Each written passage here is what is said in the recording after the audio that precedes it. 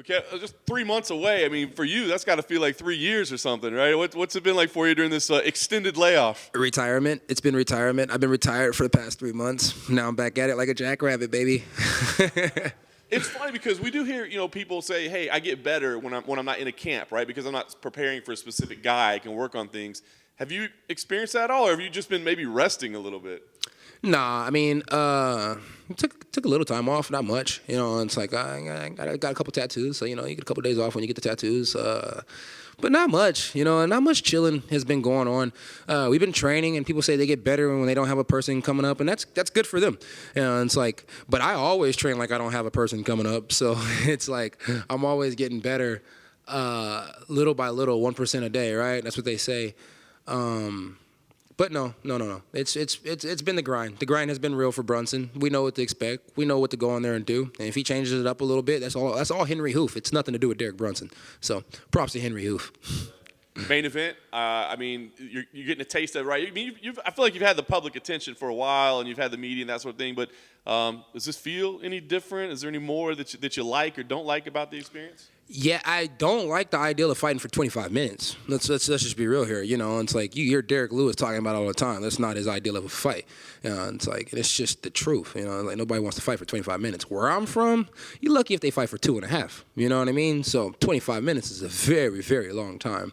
Other than that, nah, I mean, the social media is pretty cool, though, because I had this guy get online earlier, and he was running his mouth, and I was like, look, I'm willing to give out 3 free shirts to the best 3 comments on his page.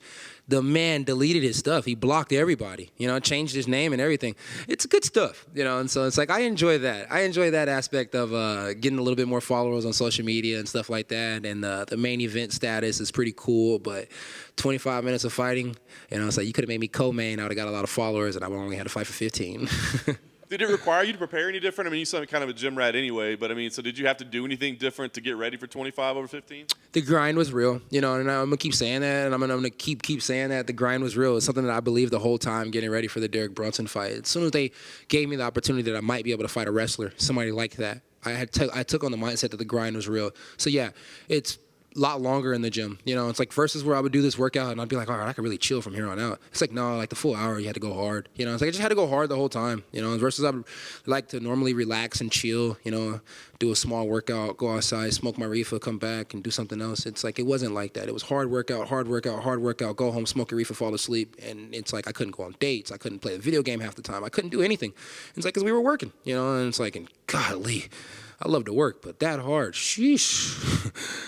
So does that mean after this you're lobbying for all co-main events moving forward? Just like I don't want any more. Just give me the co-main every time. Yeah, I look. You can make me the co-main champ. That's how you can do it. You know what I mean? Make me the co-main champ. It's like I don't need a belt if I got to fight for 25 minutes. Izzy, you can keep your belt. You really want to fight? We can fight as a co-main event. You don't have to worry about losing another championship fight.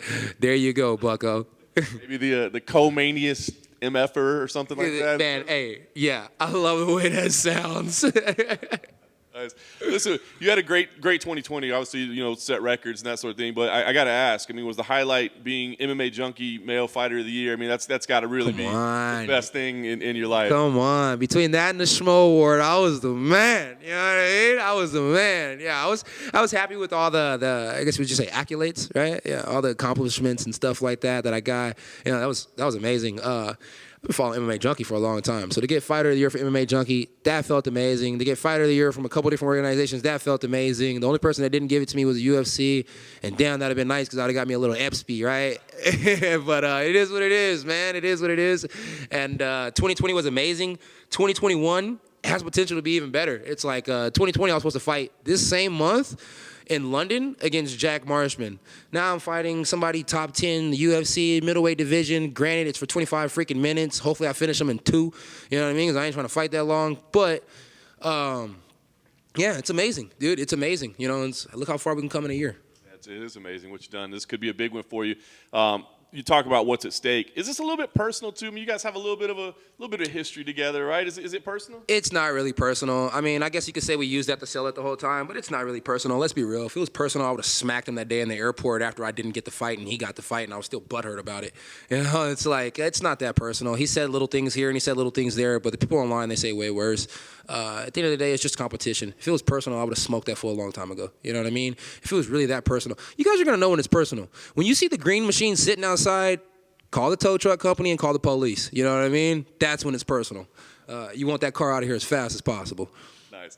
Last thing for me, give me an idea here. I mean, the goal obviously is always to win, but it's a big moment for you. I mean, do you feel like you got to go do it with certain style? I mean, we've come to expect this talking or this something special out of you. Do you feel like you got to do that, or is it just getting your hand raised? Nah, I mean, as long as I go out there and I do what Kev does, it's special. You know, it's like if you watched every fight that I've ever had, win, lose, draw, whatever the case may be, Kev goes out there and fights. Kev is Kev. You know what I mean? Usually you put me away when I'm tired. You know what I mean? I've been putting in strength and conditioning and stuff lately. Shout out to CD Powertrain. I'm not going to get tired. You know, and it's like, and if I do get tired, it's probably because I fought way too hard for the amount of time that I was fighting.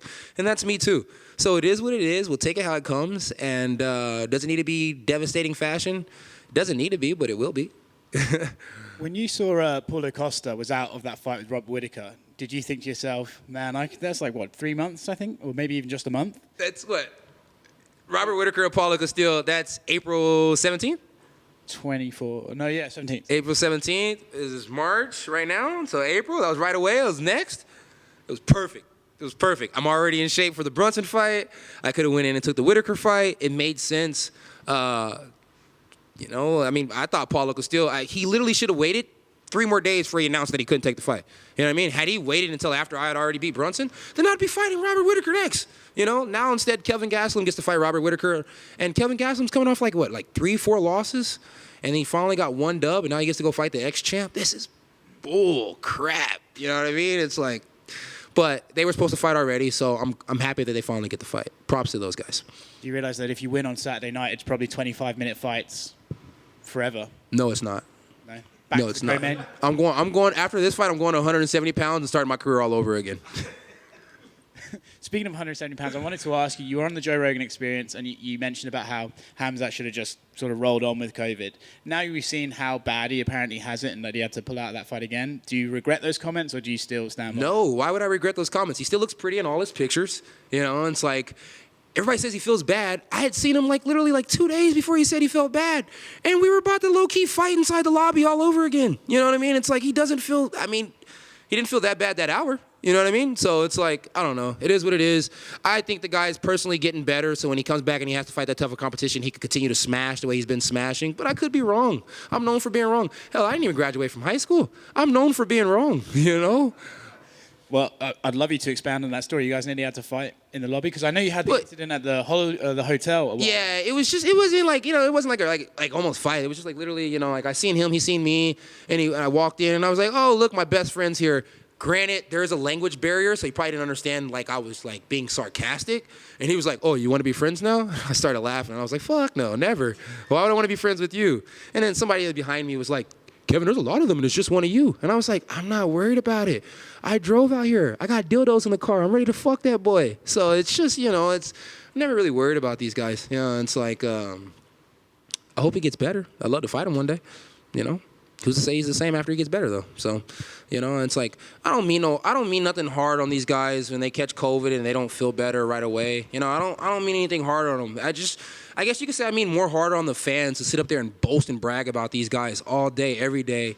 And then they don't do the same thing that I do. And I'm like, damn, boast and brag about me a little bit. You know what I mean? But it is what it is. But no, I don't regret it at all. Mentioned Israel Adesanya losing another championship fight. What did you think of him against Jan Blachowicz? I think that he said he didn't try and put on weight, but I think that he put on weight. It's like he may have came in at 200 pounds. I think that he did a normal weight cut, which was smart. It's a smart thing to do. Take it how you normally would take it, right?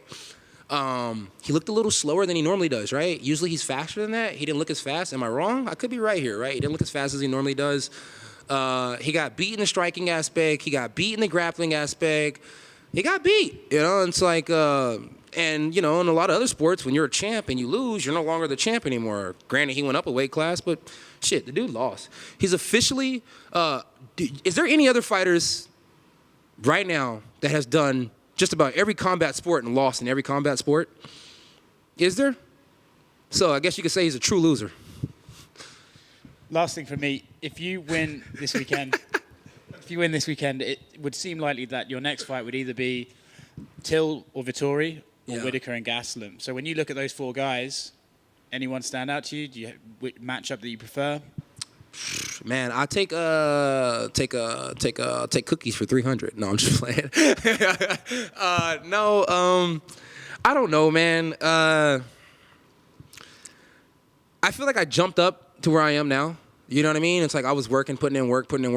Yeah, granted, I had a lot of wins, and then all of a sudden it was just like, boom, top 10. You know, it's like, yeah, I beat Jacare, you know, legendary Jacare. You talk about me fighting these top 5 guys next. Amazing. I would love to fight every single one of them. You know, and it's like, whenever you guys want me to fight them, I'll fight them. No big deal. But I don't want to sit up here and play that game that all these guys try and play. Like, I don't know if I want to fight that guy. I don't know if I want to fight that guy. I don't know if it's a good time to fight that guy.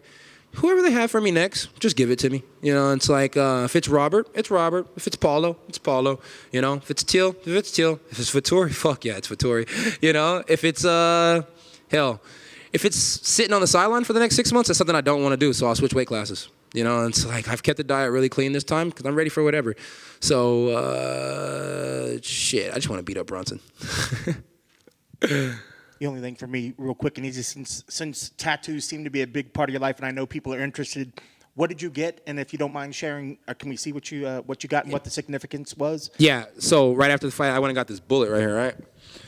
And it's like the same bullet that you see on like when you're playing like Mario and stuff like that, right? But it's a 9mm shell. It's my favorite gun to shoot is a 9mm. I shot a 9mm a few times. Don't do forensics. So yeah, I got that on the right arm because the right arm has been like a sniper all year long. You know, it's been a bomb. It's been a bullet. It's been everything that a lethal weapon needs to be. It's been killing folks left and right. You look at most of my finishes, it came from that right hand. I never realized how right-handed I was until I noticed that. So the bullet just signified, you know, exactly what I'm going to do to these guys. And if you know the game, you know that these right here go boom. So when I catch it, I just want it to go boom. And then I got my last name on my shin because, like I tell my coach all the time, I didn't graduate from high school, so I can't remember my name sometimes. So I got my last name on my shin so I can remember it, remember how to spell it when the time goes wrong.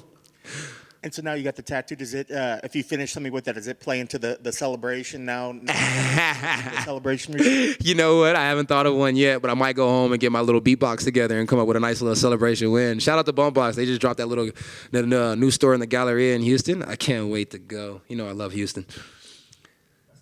That's it? That's it? All right. Thank you, guys. I appreciate it. Hey, happy St. Patty's Day. Where's your green? Where's your... This is complete BS.